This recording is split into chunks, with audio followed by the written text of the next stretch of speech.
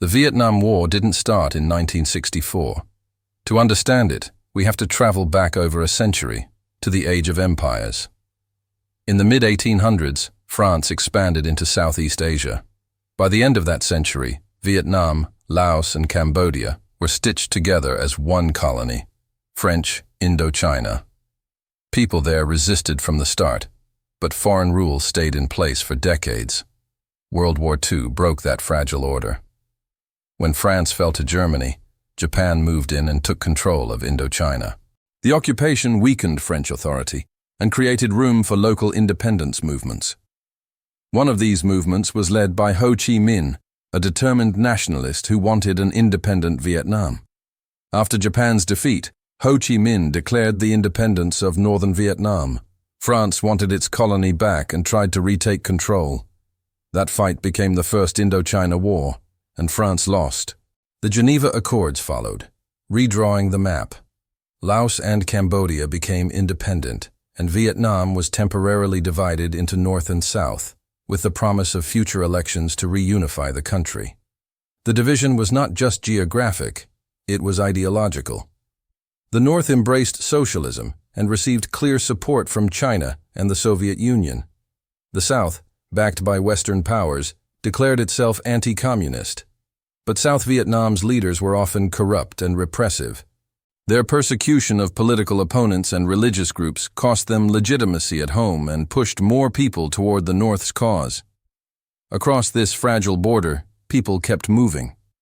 The North used that movement to send fighters, disguised and hidden among civilians, into the South. These guerrillas became known as the Viet Cong. Small at first, their attacks grew bolder as the 1950s closed. The United States, fearing a domino effect of nations falling to communism, began to provide advisors, weapons, and political support to the South. The conflict changed its shape. It was not a conventional war with clear front lines. The enemy was often invisible, sometimes your neighbor, sometimes a farmer. That made the war terrifying and confusing for soldiers and civilians alike. Conventional superiority mattered less when your opponent knew every trail, tunnel, and trap. A turning point came with a disputed incident in the Gulf of Tonkin.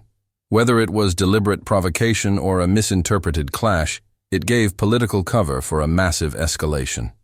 The U.S. launched large-scale bombing campaigns, Operation Rolling Thunder, intended to destroy the North's will and break its supply lines. Instead, much of the damage was rebuilt, and civilian suffering deepened.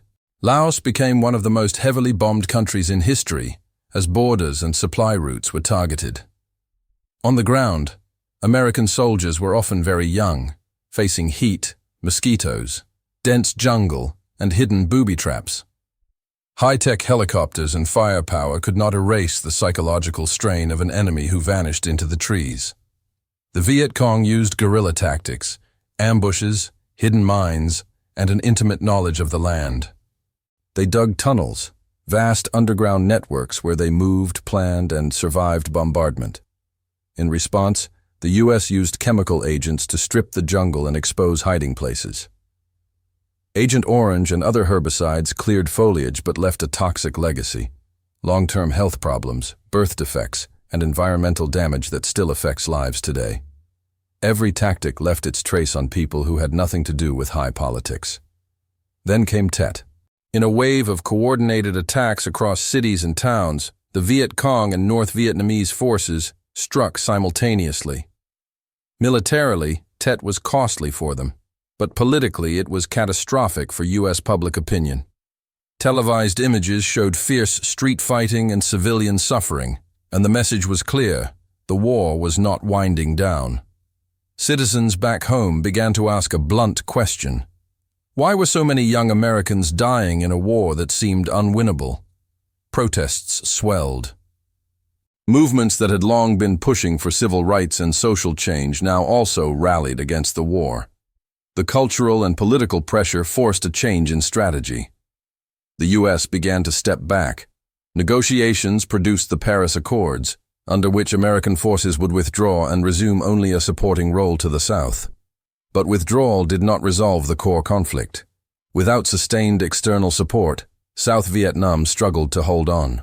2 years after the peace agreement, North Vietnamese forces surged in. South Vietnamese defenses collapsed. Saigon fell, and Vietnam was reunited under the North's government. The domino fears that had justified years of intervention did not unfold as predicted across the world.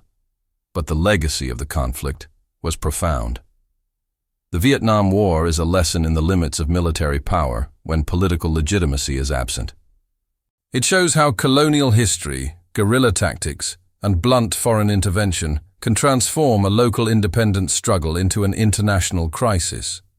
The human cost, both immediate and long-term, reshaped societies and nations, and it continues to inform how we think about intervention, sovereignty, and the price of war.